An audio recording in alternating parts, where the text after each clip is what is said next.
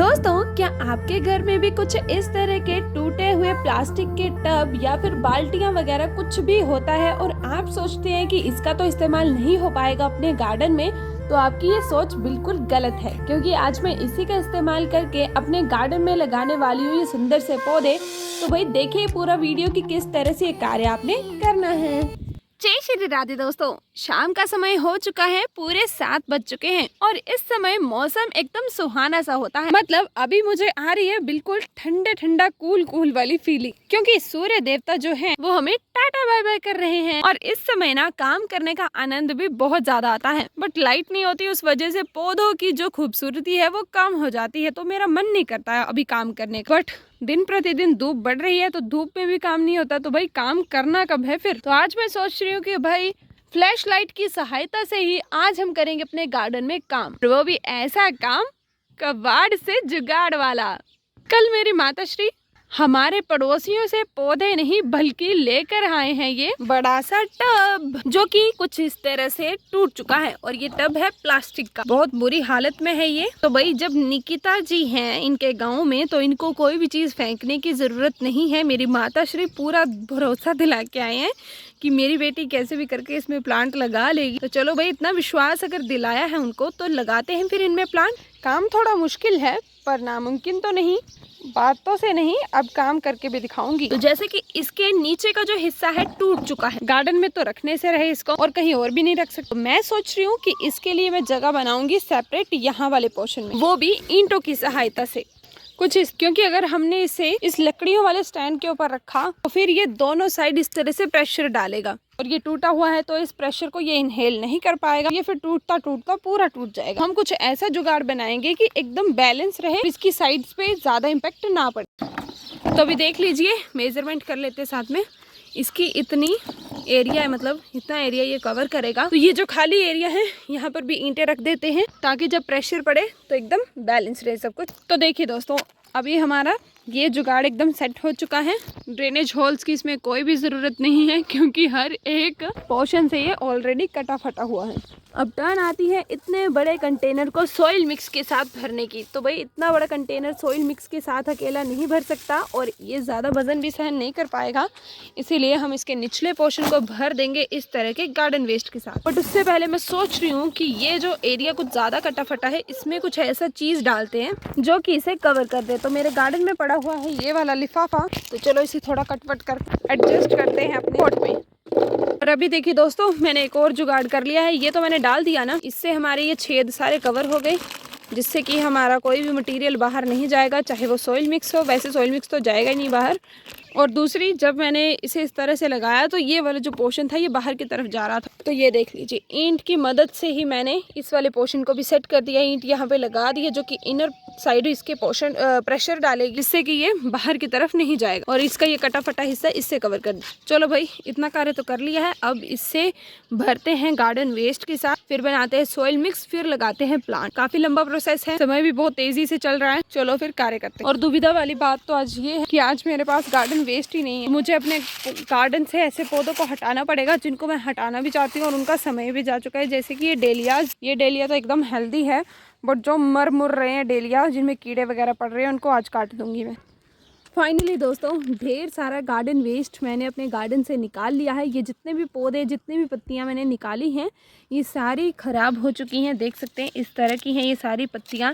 इन सभी में कुछ ना कुछ बीमारियां हैं, और कुछ मैंने फूल भी काटे हैं ताकि उनकी ग्रोथ एक समान हो और उनमें फिर से नई नई शूटिंग्स आती रहे। भाई अभी समय बहुत हो रहा है, तो जल्दी से करते हैं अपना कार्य। इस सारे को डाल देते हैं इसमें।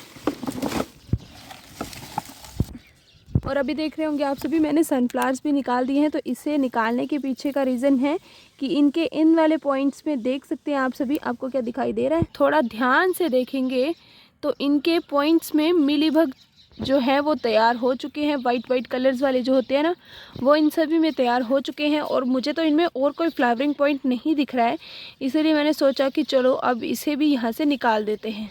और अभी और भी है मेरे पास सनफ्लावर, तो उनसे मैं बीज कलेक्ट कर लूँगी, बट फिलहाल मैंने इनको कट कर दिया, जड़ के साथ ही निकाल दिया इनको। तब इनको अच्छे से तोड़ मरोड़ के इसमें सेट कर देते हैं। तो देखिए दोस्तों, कुछ इस तरह से इतना एरिया मैंने गार्डन वेस्ट के साथ भर दिया है। अब इसके ऊपर एक मिट्टी की चढ़ा अब इसके ऊपर एक लेयर हम मिट्टी की चढ़ा देंगे। उल्टा ये शब्द निकल रहे हैं आज मेरे मुंह से। और देखिए भाई, चींटियों का यहाँ पे तो भंडार लगा हुआ है। इसमें ऐसा क्या आ गया कि इतनी सारी चींटियां आ गई इसमें गाइस।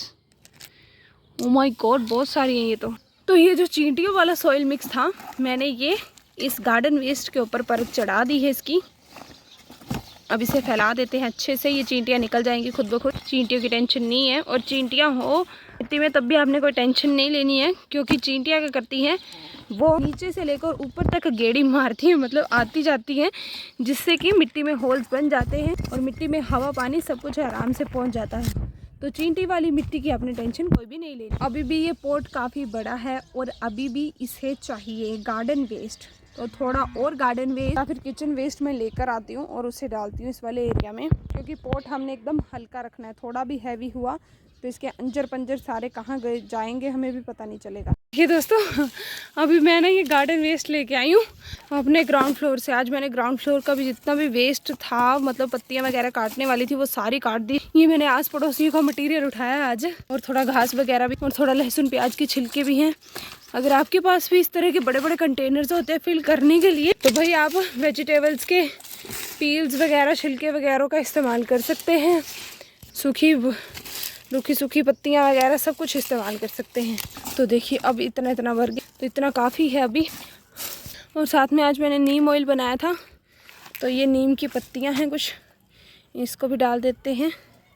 अब चलिए बनाते हैं सॉइल मिक्स। ये आज मैं खेतों से लेकर आई हूँ, आपने देखा होगा वीडियो तो आपको पता चल गया होगा कि कहाँ से आई है ये। मैंने गार्डन सॉइल निकाल ली है। गार्डन सॉइल डालने के बाद हम डालेंगे ये चीज़, ये है सैंड, जिसे रेत बालू कहा जाता है।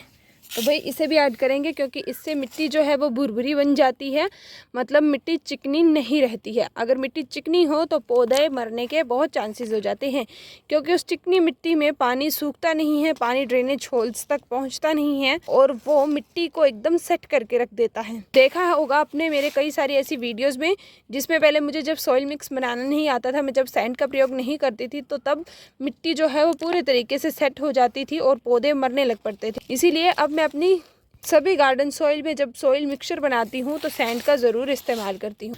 इन दोनों को अच्छे से मिला दें। और तीसरी जो सबसे इम्पोर्टेंट चीज़ है वो है खाद। खाद बहुत ज़्यादा इम्पोर्टेंट रोल अदा करती है सॉइल मिक्स के लिए, पौधे की ग्रोथ के लिए। तो सॉइल जो हमने खाद है वो इस्तेमाल करनी है, गोबर के उपले की खाद।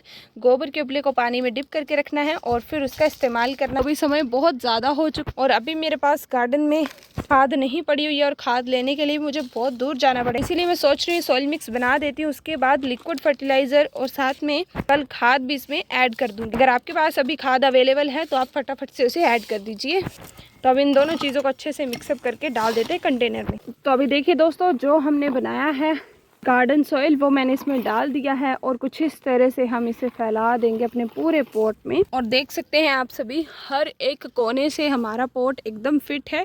बिल्कुल भी नहीं लग रहा है कि ये कहीं से टूटा हुआ था, कि हमने एकदम बैलेंस बना के इसमें सारी चीज़ें डाली हैं, जिससे इस टूटे हुए टब पे कोई भी असर ना पड़े सॉइल मिक्स का। और अब हम कर देंगे सिंचाई, मतलब इसमें पहले डालेंगे हम पानी। और पानी हम पहले इसलिए दे रहे हैं ताकि ये जितना भी सॉइल मिक्स है ये इसमें सेट हो जाए हमारे गार्डन वेस्ट में, क्योंकि नीचे हमने एकदम गार्डन वेस्ट डाला है। और जब हम पौधा लगा देंगे तो पानी देने के बाद अगर ये मिट्टी बैठ गई तो पौधा हमारा बाहर रह जाएगा। तो ये गलती बिल्कुल भी नहीं करनी है। पौधा लगाने से पहले आपने सॉइल में पानी डालना है। तो दोस्तों अभी जब मैंने सॉइल मिक्स डाला तो यहाँ से थोड़ा सा लिफाफा दिख रहा था, तो मैंने क्या किया, थोड़ा सॉइल मिक्स और सैंड थोड़ा और ऐड कर दिया इसमें, ताकि इसकी जितनी भी इम्परफेक्शंस हैं वो सारी छिप जाए। और भाई अब एकदम तैयार है हमारा ये टब, हमारा ये पॉट। और जो सस्पेंस की बात है वो है ये, मैं इसमें लगाऊंगी मिर्च के पौधे, जिसे मैंने तैयार कर लिया था कुछ दिन पहले, और जड़ के माध्यम से मैंने इसे बाहर निकाल लिया है। अब देखिए शाम के समय पे ही आपने ये कार्य करने हैं, तो मैंने अब इनको फटाफट से यहाँ पे लगा देती हूँ। अब लगाना कि इस तरह से पहले इनको सुलझा ले जड़ों को बिल्कुल आराम से, और फिर गड्ढा निकाल के इस तरह से लगा दे। फाइनली दोस्तों सेफली मैंने सभी मिर्च के पौधों को ट्रांसप्लांट कर दिया है। और साथ में अभी एक और ट्रिक शेयर कर देती हूँ। ये प्लांट अभी देखिए एकदम बिल्कुल सीधा सीधा सा जा रहा है, ना तो इसके अंदर कोई ब्रांच निकल रही है। तो इसे बूशी करने के लिए, इसे घना करने के लिए इसके सर को हम इस तरह से तोड़ देंगे। सभी के साथ सेम प्रोसेस अप्लाई करेंगे। इससे क्या होगा, कि ये अब यहाँ से ऊपर से ग्रोथ करना बंद कर देगा और साइड साइड से इसकी ब्रांचेस निकलना शुरू हो जाएंगी। ये लीजिए। तो भाई अब बज चुके हैं 8 और अभी तक मैंने खाना भी बनाना है, अभी बहुत सारे कार्य करना, लाइट भी अभी तक बुझी हुई है घर की, और पूरे 1 घंटे की लगातार मेहनत के बाद ये कार्य सफल हो पाया है। तो अब जल्दी से कमेंट कर दो आज की ये मेहनत, आज का ये कार्य टूटे हुए टब को पॉट बनाने का आप सबको कैसा लगा, कमेंट करके जरूर बताओ। आप सभी को मिलते हैं फिर नेक्स्ट वीडियो में, तब तक जय श्री राधेश।